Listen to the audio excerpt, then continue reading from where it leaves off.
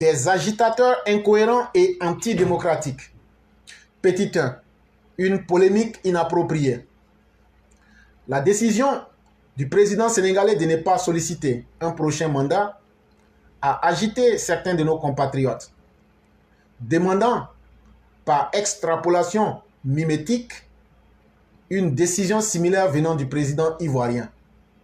Cette controverse antidémocratique exige une analyse critique sur les motivations de ceux qui veulent soumettre le président ivoirien à cet exercice. Le raisonnement qui précède notre analyse est inductif, c'est-à-dire qu'il cherche à construire la généralité à partir de l'observation, plutôt que d'emprunter un chemin au bord du précipice comparatif, comme l'ont fait les demandeurs du retrait du président ivoirien à la course présidentielle prochaine, sans rapprocher les contextes, ni les circonstances qui peuvent justifier les liens de corrélation entre ces deux situations. Les déterminants conduisant à prendre une telle décision ne doivent pas être décalés des modèles de fonctionnement de la démocratie de chaque pays non plus, surtout quand l'on veut faire des comparaisons. C'est notre père Khalil qui a écrit ce texte, et le texte a pour titre « Les agitateurs incohérents et antidémocratiques ». Des agitateurs qui ne sont même pas corrects et logiques envers eux-mêmes, mais qui sont encore dans une posture antidémocratique. Et en petit 1, il évoque une polémique inappropriée. Une polémique inappropriée qui est entretenue par des agitateurs incohérents qui disent, comme le président Macky Sall a dit qu'il ne va pas faire troisième mandat là, il faut qu'Alassane Ouattara aussi dise qu'il ne va pas faire troisième mandat. Est-ce que c'est Macky Sall qui a accouché Alassane Ouattara? Est-ce que le Sénégal, c'est la Côte d'Ivoire? Est-ce que les réalités du Sénégal et de la Côte d'Ivoire sont les mêmes? Est-ce que Macky Sall n'est pas à son deuxième mandat? Est-ce que Ouattara n'est pas dans son troisième mandat? Donc, on ne parle pas de troisième mandat, on parle de quatrième mandat. Et donc, on ne compare pas les choses parce qu'il faut les comparer, mais il faut tenir compte des spécificités de chaque situation. Macky Sall l'a bien dit, il a ses raisons particulières à lui qui font qu'il ne voudrait pas briguer à ce mandat-là. C'est son problème. Ça n'a rien à voir avec la Côte d'Ivoire.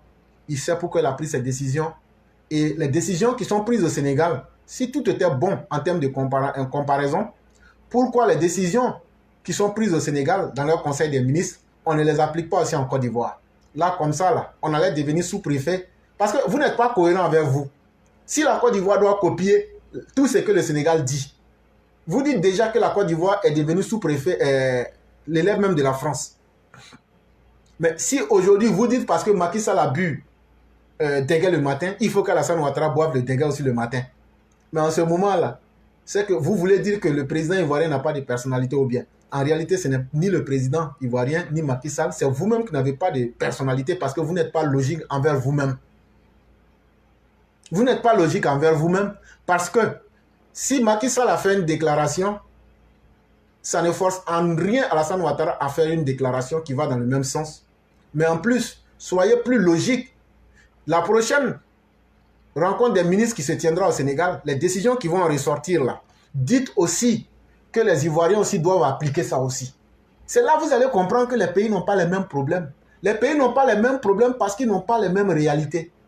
Et donc on ne se lève pas comme ça pour dire, comme Macky Sall a égorgé sa maman, il faut qu'Alassane Ouattara aussi égorge sa maman. Et donc, avant de parler là, il faut regarder d'abord ce que tu dis. Est-ce que ça fait sens? Est-ce qu'il y a la logique dedans? Même si c'est une logique absurde. On va passer au petit 2. Des fonctionnements différents de démocratie. La démocratie universelle, mais ses principes de fonctionnement sont particuliers et propres à la constitution de chaque pays.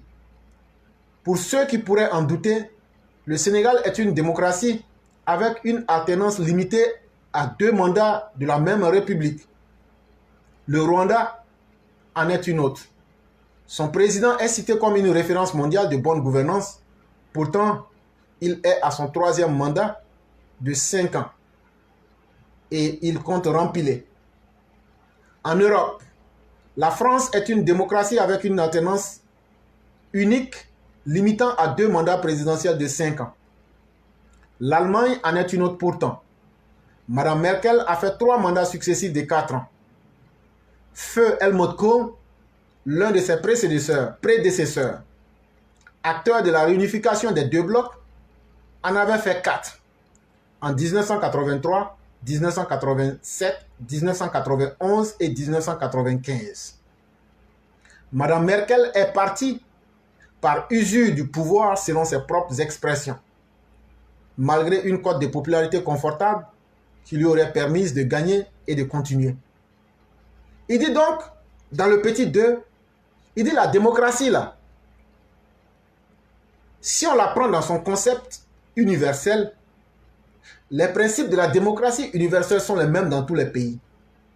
Mais dans leurs applications particulières, les principes là, dans leurs applications particulières, on se rend compte que chaque pays a une constitution. Et cette constitution-là est propre à chaque pays. Donc la démocratie, là, tout le monde aime, tout le monde accepte ça. Mais chaque pays, là, fait sa constitution en fonction de ses besoins. Et il nous explique que le Sénégal est une démocratie qui fait l'alternance et qui limite à 2 mandats dans la même république. C'est le terme-là qui fatigue beaucoup de personnes. Quand on change de constitution, là, on dit qu'une république est passée. Et donc, la nouvelle constitution ouvre la porte à une nouvelle république. C'est ce que les gens ne veulent pas comprendre. 3e mandat, 4e mandat. Allez expliquer. Il y a eu d'abord changement de la constitution.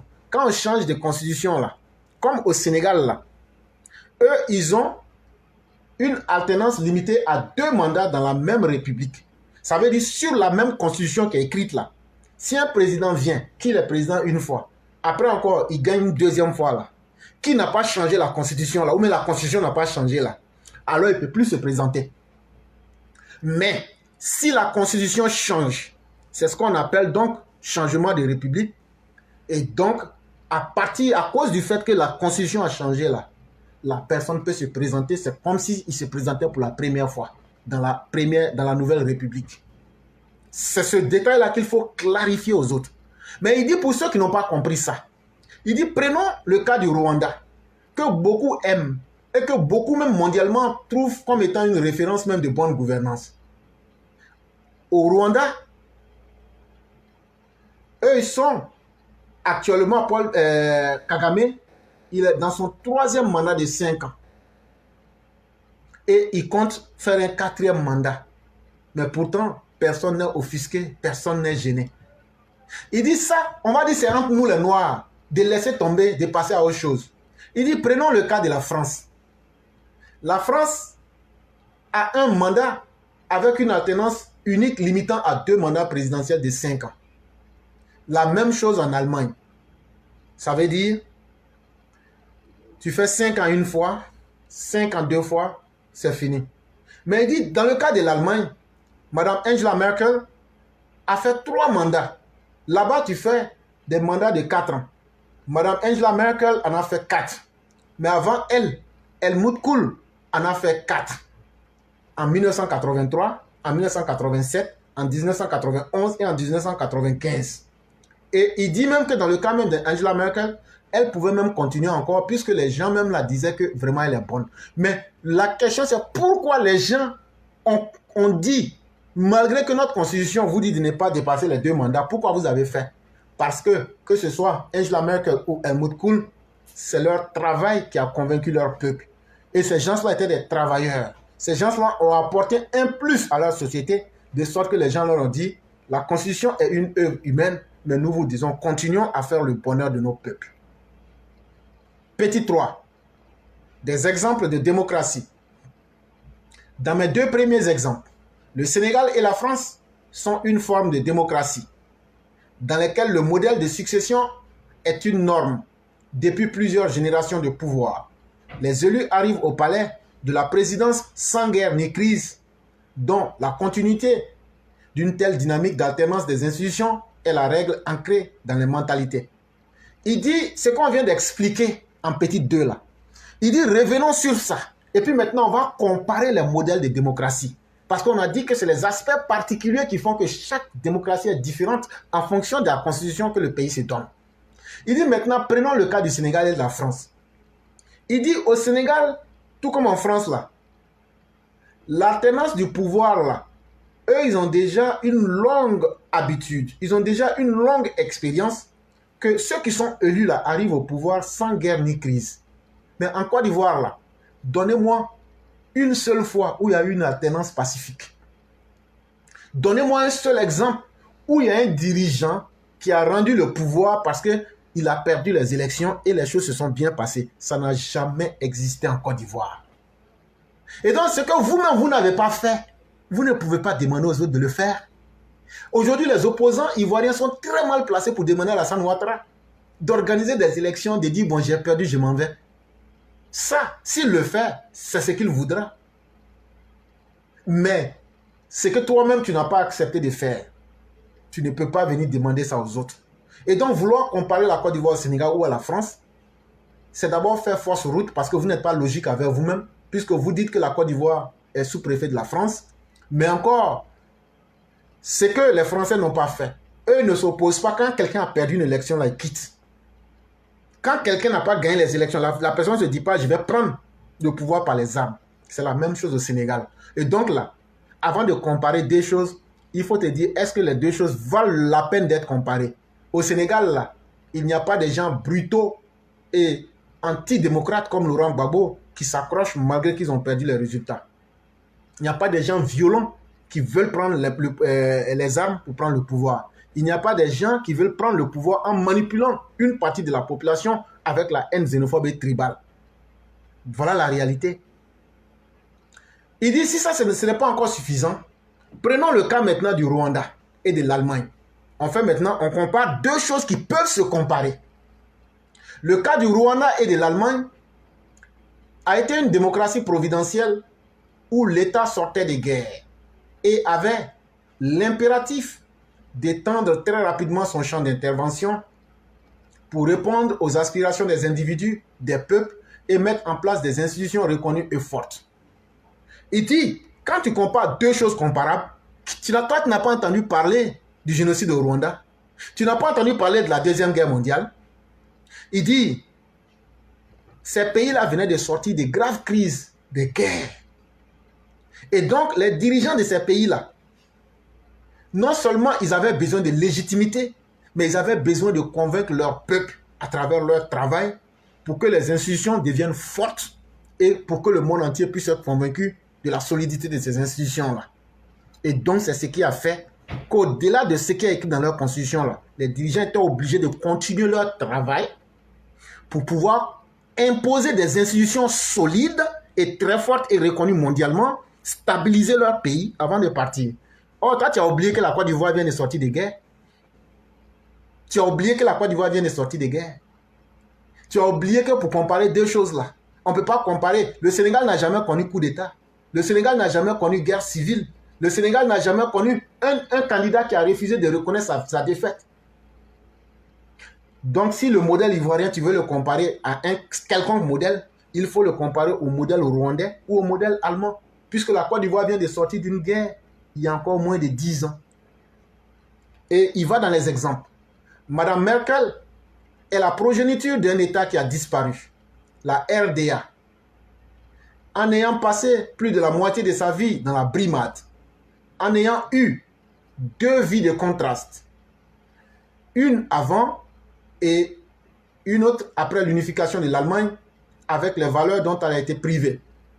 Une fois établie au pouvoir, la liberté et l'unité du pays ont été le cap moral de sa politique et son peuple le lui a reconnu en lui traduisant sa fidélité.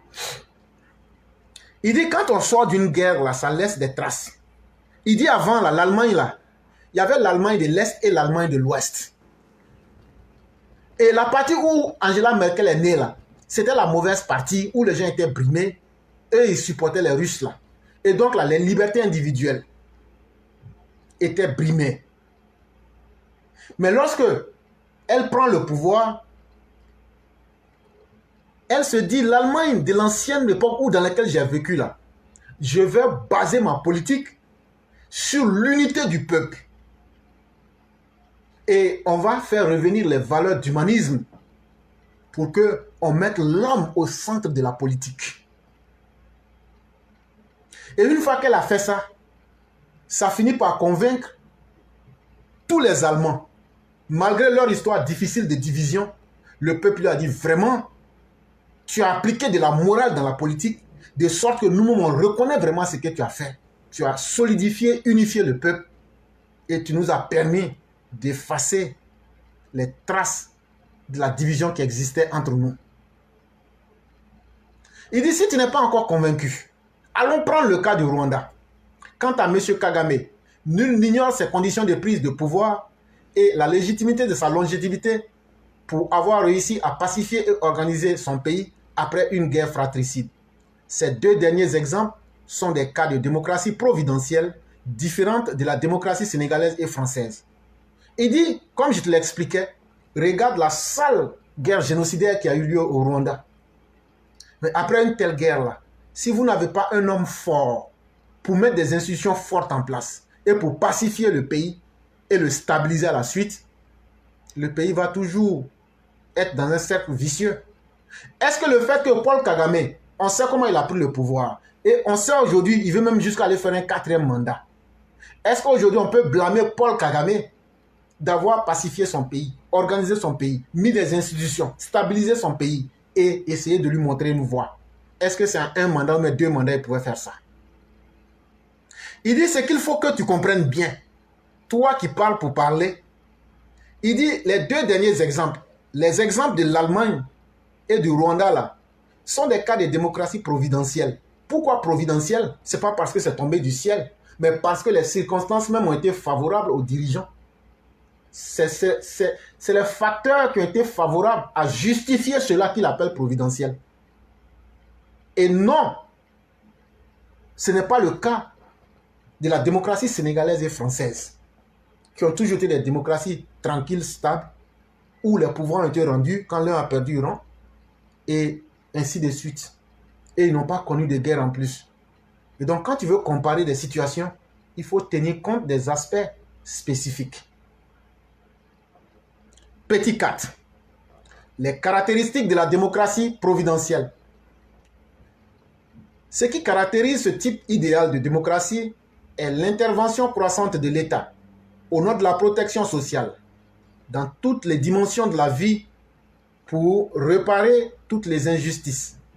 L'État intervient de plus en plus, entraîné par la dynamique de la pacification et de la liberté d'expression, en donnant l'occasion au peuple de demander, outre la légalité, mais l'égalité formelle de la citoyenneté, mais aussi, comme je le disais, l'égalité réelle des conditions. Il dit quand on parle d'État providentiel, il ne faut pas penser que c'est Dieu même qui décide et puis qui laisse faire les choses. Il dit chaque fois qu'il y a eu ce genre de situation, c'est d'abord qu'il y a eu des injustices, des guerres et des choses pas bonnes. Il dit une fois que un dirigeant, toi tu arrives au pouvoir dans ce contexte-là, ta première priorité, c'est d'aider d'abord le peuple. C'est l'État qui se met à la disposition du peuple. C'est pourquoi vous voyez Paul Kagame prendre des bœufs. Demandez aux gens, est-ce qu'avec un bœuf tu peux t'en sortir? On part à partir de rien en reconstruisant tout, en permettant à l'homme d'avoir un environnement pacifié, de reprendre confiance en la liberté d'expression et de croire en la vie en créant les conditions d'une égalité, mais aussi les conditions de la légalité pour que les conditions sociales soient correctes. Et donc, c'est toute une nouvelle société qu'on reconstruit. Et donc, ça prend le temps. Ces revendications liées à la recherche du bien-être, au couple, à la famille, au logement, à la lutte contre la pauvreté, la précarité, l'injustice, etc., contribuent à l'évolution de l'État providentiel. En d'autres termes, la démocratie providentielle produit des effets positifs de plus d'égalité, plus de possibilités d'épanouissement, le désir de se réaliser soi-même par le travail et de rétablir la dignité humaine perdue pendant les guerres et les crises sociales. Il dit donc ce qui a été la chance de ces dirigeants-là, c'est que, vu que leur pays sortait des guerres, on sait qu'en guerre, on ne parle pas de dignité humaine. Dans la guerre, on ne parle pas de travail. Dans la guerre, on ne parle pas de rêver pour pouvoir construire un avenir. Dans la guerre, on ne parle pas d'épanouissement. Dans la guerre, on ne parle pas d'égalité. Dans la guerre, là, c'est l'injustice qui domine, c'est la précarité, la pauvreté qui domine. Il dit donc ces dirigeants ont eu la chance de tomber en face de ces problèmes-là. Et tant qu'ils vont continuer à s'occuper de ces problèmes-là, à dire comme on vient de sortir d'une guerre, il faut que les familles soient réunies. Il faut qu'on trouve les conditions pour trouver des logements aux populations. Il faut qu'on puisse lutter véritablement contre la pauvreté, la précarité, les injustices. Et donc quand l'État s'implique pour aider ces populations-là, et que les populations commencent à sentir le désir de pouvoir se réaliser elles-mêmes à travers le travail, et que les gens ont confiance et retrouvent leur dignité, et qu'ils se retrouvent dans un environnement où ils commencent à perdre les aspects négatifs de la guerre et des crises sociales, ces personnes-là vont toujours demander aux dirigeants, il faut rester. Et aujourd'hui, c'est la même chose en Côte d'Ivoire. On venait de sortir d'une guerre. Mais avant la guerre, c'est qu'on ne vous dit pas. C'est que les hommes politiques avaient habitué les Ivoiriens à une vie qui est qu'on prend le pouvoir pour simplement en jouir. Après, au fouet, ça a toujours été le cas. Et donc, il n'y a rien qui a été développé. La guerre n'était qu'un prétexte. Même s'il n'y avait pas eu de guerre, la médiocrité de M. Bédier et de M. Laurent Gbagbo conjugués détruisait la Côte d'Ivoire, même sans la guerre. Parce qu'ils n'avaient pas de programme de société, ils n'avaient pas de plan, ils n'avaient pas de programme pour la Côte d'Ivoire. Mais la guerre n'a été qu'un prétexte qui a empiré les choses. Ça, c'est vrai. Et donc, Alassane Ouattara qui prend une Côte d'Ivoire démembrée par l'incompétence de ses dirigeants sur 20 ans, en plus de 11 ans de guerre, il se retrouve face à une situation très difficile. Il faut corriger cela. Et qu'est-ce qu'il fait? Il met d'abord sa priorité dans un premier temps sur la reconstruction globale du pays. Et petit à petit, ça va aujourd'hui avec la reconstruction de l'homme à travers la justice et beaucoup d'autres domaines. Et vous pensez que Alassane Ouattara, s'il devait faire un mandat là, aujourd'hui, tout ce qu'il a commencé là, qui allait terminer?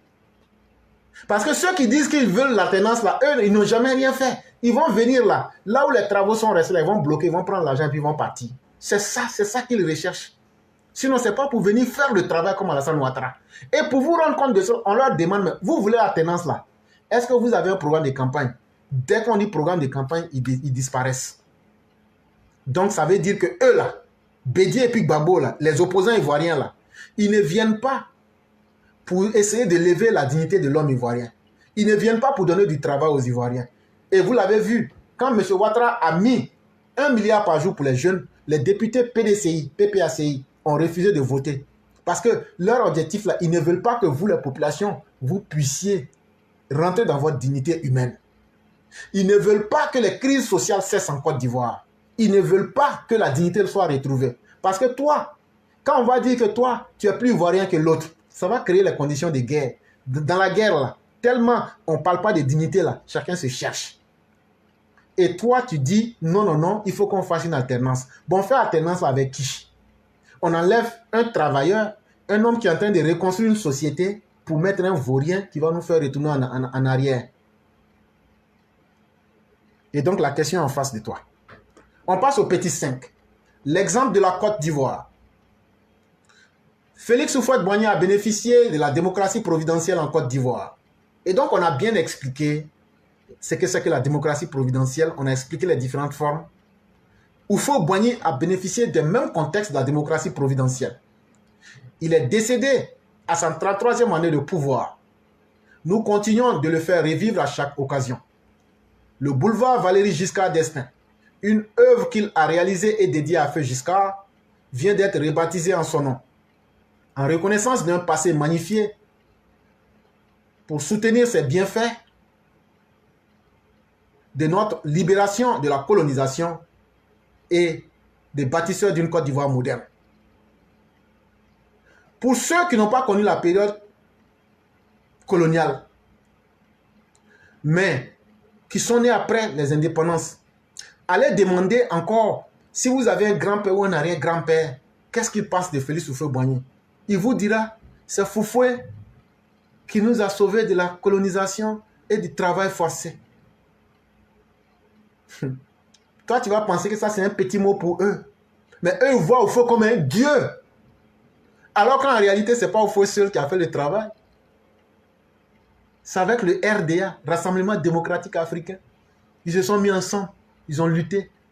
Mais en Côte d'Ivoire, là, les gens disent, c'est Foufoué qui a fait cesser le travail forcé. Toute cette génération de vieillards, beaucoup sont décédés aujourd'hui, eux, ils voient Oufo comme un dieu. Parce qu'Oufo a fait cesser les travaux forcés. Et il a essayé de construire un pays. Et donc même si Oufo devrait faire 1000 ans, là, ils lui seront toujours reconnaissants pour la dignité qu'il leur a donnée. C'est pourquoi on dit qu'il y a des dirigeants là.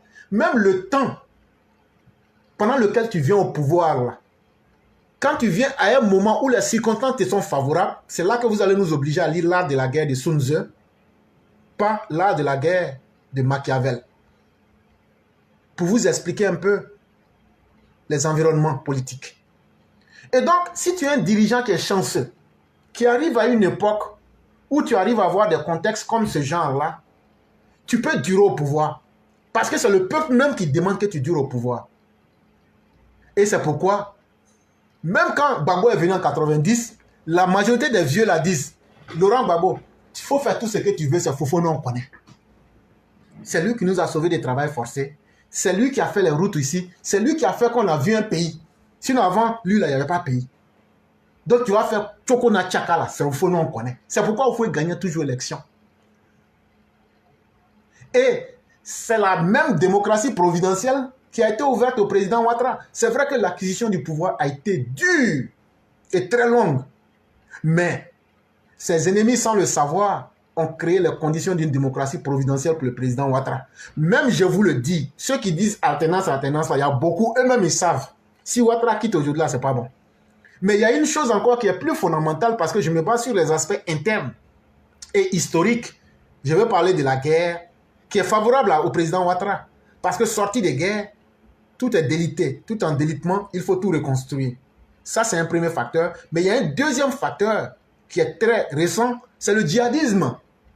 Le djihadisme aujourd'hui est un facteur providentiel à M. Ouattara, puisqu'aujourd'hui, il devient un élément stabilisateur dans la sous-région. Que vous le voulez ou pas, la sécurité régionale de l'Afrique de l'Ouest aujourd'hui, la première personne qu'on demande, c'est le président Ouattara. Et donc, voyez-vous, les partenaires internationaux ont besoin de lui, de sa caution, pour stabiliser cette zone-là. Au-delà de la Côte d'Ivoire, de stabiliser leurs intérêts et de protéger leurs intérêts. Et ça, c'est très favorable au président Ouattara. Le constat me paraît toujours valable. Après une guerre que nous avons connue, qui avait stigmatisé le peuple et le pays, qui a été plus dévastatrice que la colonisation, est survenu un homme, un pacificateur, avec un esprit pour rétablir la paix et ordonner le fonctionnement de la République comme Kagame l'a été pour son pays, le Rwanda. Est survenu le président Ouattara, c'est moi qui ajoute cela, un homme qui a été brimé, non pardon je me suis trompé, est survenu un homme qui a été brimé comme Angela Merkel et qui a subi l'apatridie, mais qui a réussi à reconstruire une fois au pouvoir d'État une nation avec sa force et son intelligence humaine au nom de tous les sacrifices de pacification grâce à son patriotisme vengeur du désastre causé à la nation ivoirienne par ses prédécesseurs. Il dit, la chance que M. Ouattara a eue, c'est qu'après une guerre, il connaît ce que c'est qu'être traité d'étranger.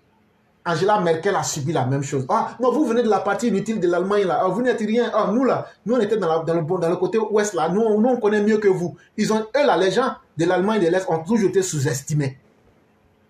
Ils connaissent ce que c'est que l'apatridie. Ils connaissent ce que c'est que l'humiliation. Ils connaissent ce que c'est que la difficulté de la vie. S'il y a quelqu'un qui a souffert dans sa prise de pouvoir en Côte d'Ivoire, c'est le président Ouattara. Et donc, tout comme Angela Merkel, quand tu te souviens du mal que tu as vécu, tu as deux choix. Soit tu deviens un malfaiteur, et c'est là que le grand maître Friedrich Nietzsche nous disait de se méfier de ceux qui sont les tueurs de monstres, parce que tu finis par être un monstre sans t'en rendre compte.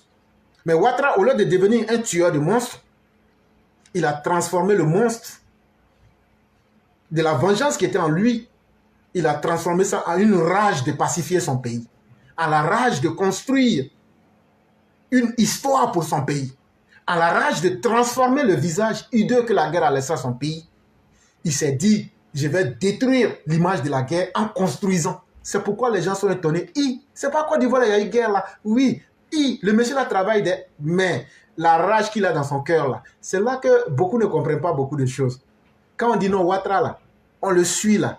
Celui-là, si on le suivait, ce qu'il peut nous donner là, on va dire c'est pas vrai. Mais quand nous on parle, les gens disent non, vous êtes des endoctrinés, vous êtes des fous de Ouattara. C'est pourquoi. Mais c'est parce que ce que nous on voit là, vous ne voyez pas. Et c'est la même chose que vous avez dit au prophète de l'islam. Jusqu'à tel point même, Dieu même l'a appelé pour lui dire, tu n'es pas un égaré. Vous avez fait dans le terme arabe, ça ne veut pas dire qu'il a été égaré. Ça veut dire qu'il a été tellement épris que son âme était noyée dans quelque chose. Quand ton âme est noyée dans quelque chose, on dit tu es perdu dedans. C'est ce terme-là qui a été utilisé, mais ça ne veut pas dire que tu étais égaré. Ça, c'est une erreur de traduction que les gens font. Et donc, c'est la même chose. Actuellement, là, Ouattara est noyé dans sa volonté de dire le pays, là, les gens ont détruit, là, mais moi, je vais arranger. Et c'est pourquoi il n'y a pas Gasson. Ses actions lui valent le mérite de reconnaissance, autant que tous ceux dont les œuvres leur ont permis la longévité exceptionnelle au pouvoir. Et donc là, même si les Ivoiriens ne le disent pas là, les facteurs que je viens de citer là, tant que Ouattara reste dessus là, ça lui permet de rester au pouvoir, même s'il veut rester jusqu'en 2070. L'avenir politique de notre président ne peut pas être pesé dans la même balance que ceux dont l'on regrette leur passage au pouvoir. Il dit ici, on ne peut pas comparer le président Ouattara avec des personnes. Le jour même qu'elle quittait le pouvoir, on dit ah, c'est bien comme ça. Le jour que Bédié quittait là, il y a combien d'Ivoiriens qui n'étaient pas heureux? Quand Babomé a quitté là, il y a combien d'Ivoiriens qui n'étaient pas heureux? Et donc là, on ne peut pas mesurer le destin d'un homme positif au destin de ceux qui sont négatifs, négativistes. Si dans d'autres pays, le jeu démocratique a intégré leurs hommes exceptionnels, cette observation peut être un prolongement dans cette perspective au regard de la réalité de notre histoire, qui révèle les hommes qui ont été utiles pour la Côte d'Ivoire démocratiquement, institutionnellement, économiquement, socialement et politiquement en instaurant la paix. Et donc si dans les autres pays comme l'Allemagne, comme le Rwanda, comme bien d'autres pays, la Chine et autres, et comme même, si vous voulez, la Russie, les hommes exceptionnels ont toujours été inscrits en lettres d'or dans leur histoire pour qu'on puisse profiter de leur savoir, que ce soit en termes démocratiques, que ce soit en termes institutionnels, que ce soit en termes économiques, que ce soit en avantage social ou politique, surtout que ces personnes garantissent la paix en plus de ce qu'elles apportent.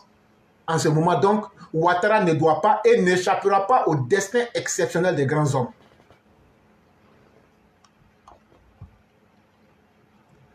Petit 6. L'état providentiel de Côte d'Ivoire. La légitimité se construit objectivement et non émotionnellement avec l'accord de ceux qui en bénéficient. Ainsi donc, la question qui résulte de la définition de la providence renvoie à ceci. Quels sont ceux qui ont pu préserver la Côte d'Ivoire de l'environnement instable qui l'a entourée dans les années 80 et qui l'entoure aujourd'hui?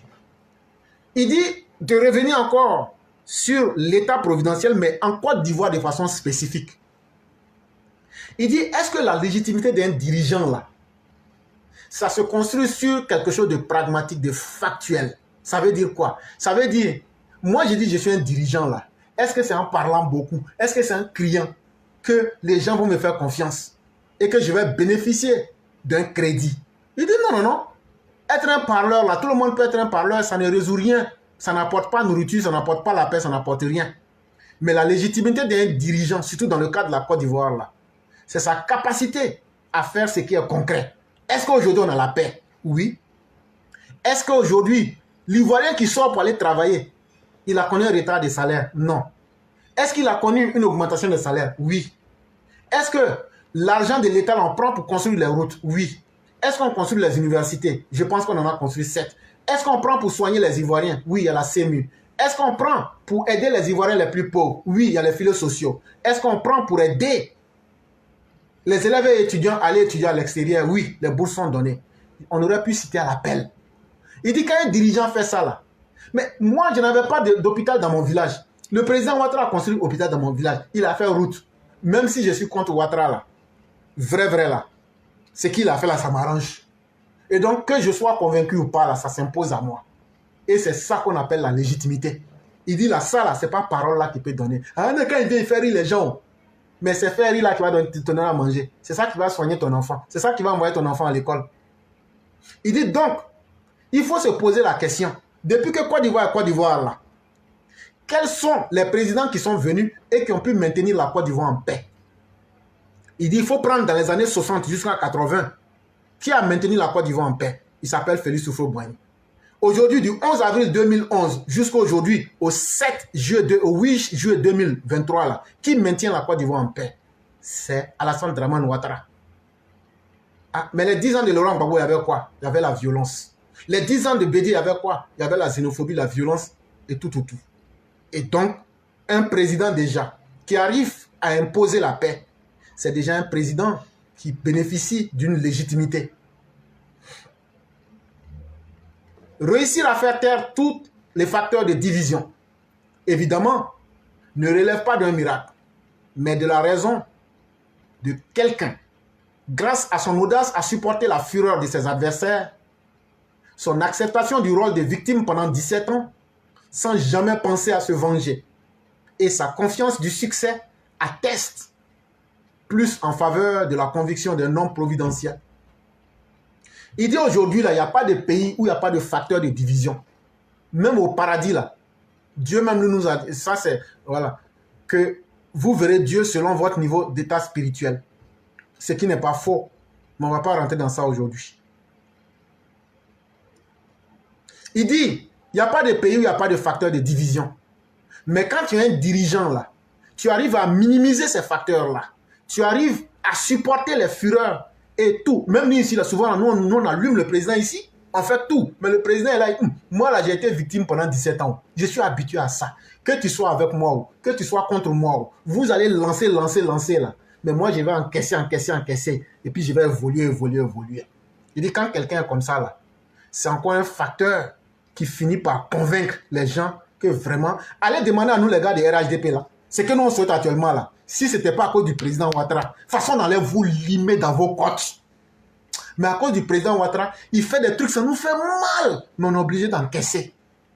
Vous, les opposants aussi, vous êtes là, vous dites, ah, le président Ouattara, il n'y a pas de justice. Parce qu'il ne veut pas appliquer la justice sur vous. Parce qu'il a été habitué à encaisser.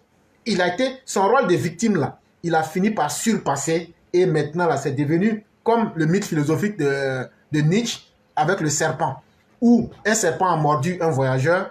Et le serpent s'est dit, mais il va mourir bientôt. Mais le voyageur qui s'est réveillé, il dit au serpent, mais ton venin, là, ça m'a été une bénédiction.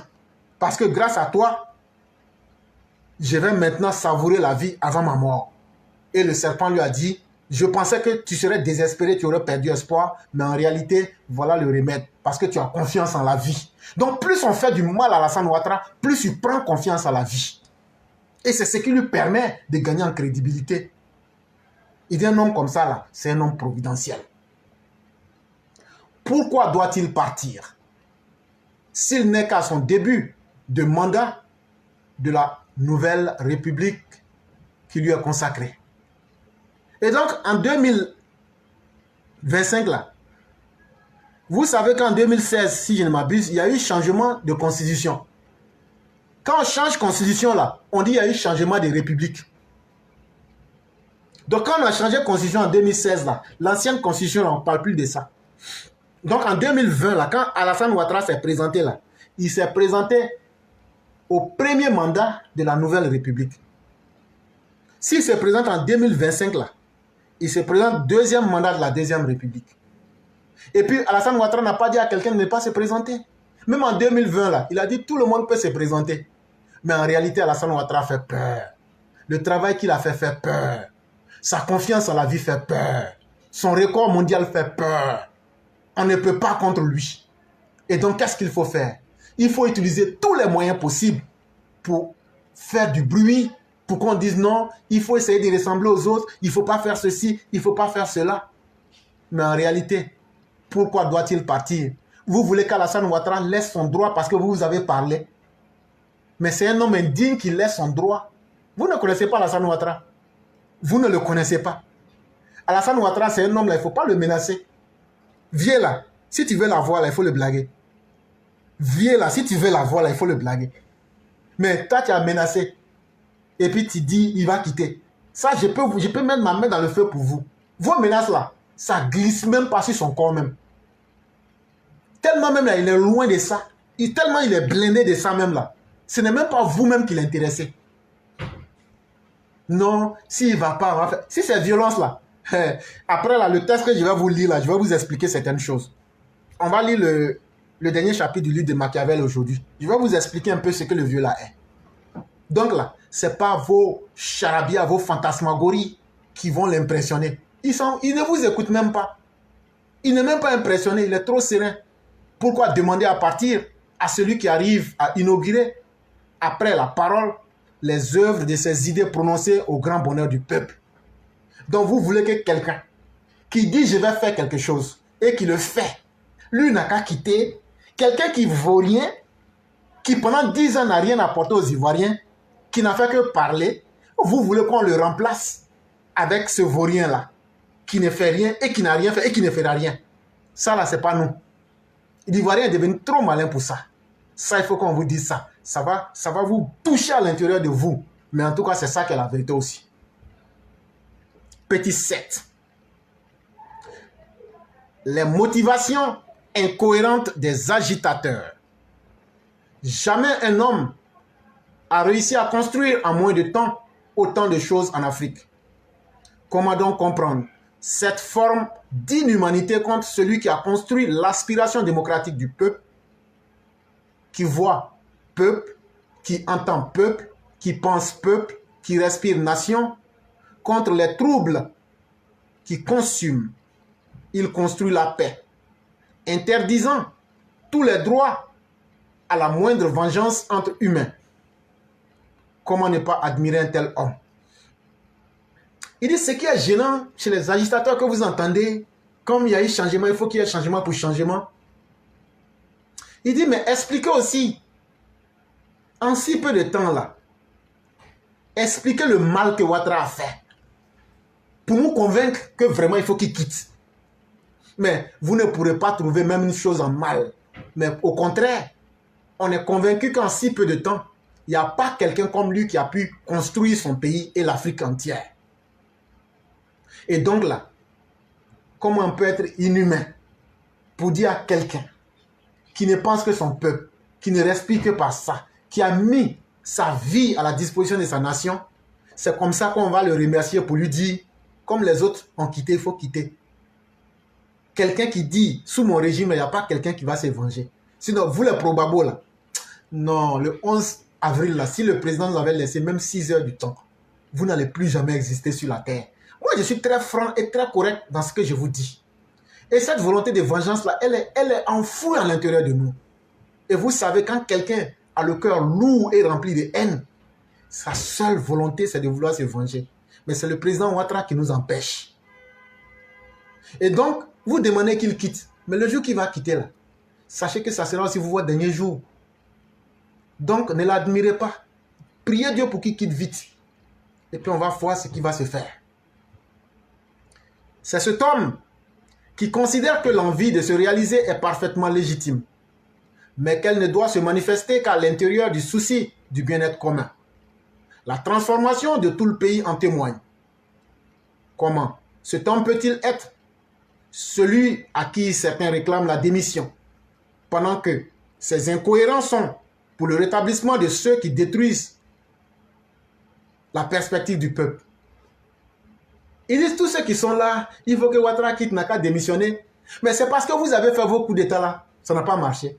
Même il y a 2 semaines, on a attrapé un là. Lui, il était allé pour ramasser armes. Les gars, j'ai dit, je vais parler. Le truc de CNT, vous allez voir. Il y a un gars là, lui, il parlait, il dit, vous allez voir. C'est un gars du PPACI. Mais ce gars là, ils avaient caché des armes quelque part. Il a envoyé quelqu'un pour aller prendre les armes là. On les a bras. Je ne donne pas tous les détails.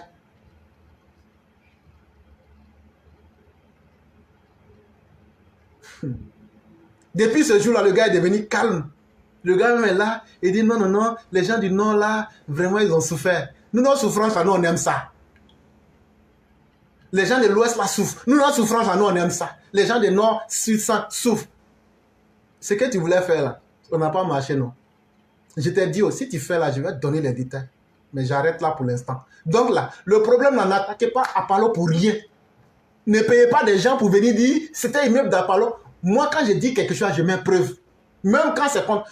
Ici, là, quand les gens ont voulu mentir sur ces faits là, contre des gens du gouvernement là, quand Alassane Ouattara a chassé certains gars de son régime pour malversation financière, il y a des gens qui voulaient tourner. Moi, je suis sorti à les preuves ici, j'ai mis ça ici. Et j'ai dit, jusqu'à aujourd'hui, s'il y a un seul garçon qui peut contester, il n'a qu'à venir contester. Et puis j'ai dit, je vais lui donner de l'argent. Jamais. Tout le monde peut cacher la vérité, mais ce n'est pas moi. Et j'ai quoi? Je gagne quoi? Et puis je vais cacher quoi? Vous avez payé des gens pour dire non, c'est à parler, on a des preuves. Bon, eux, ils ont pris l'argent, ils ont crié. Mais est-ce qu'ils ont apporté preuve là? Bon, ce que moi j'ai dit là, si ce que j'ai dit est faux là, dites que c'est faux. Je vais donner tous les détails avec le temps, le lieu, les personnes, les noms, les circonstances. Je cite tout. Depuis 3 jours, je donne quelques petits détails.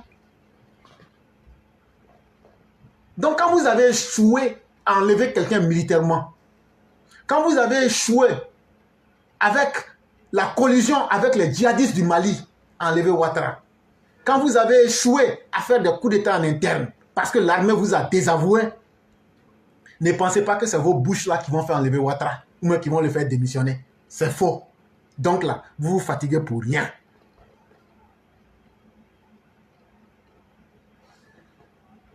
Il y a là une contradiction insupportable, une subjectivité, une injustice qui est l'explication de leur motivation à la demande de démission.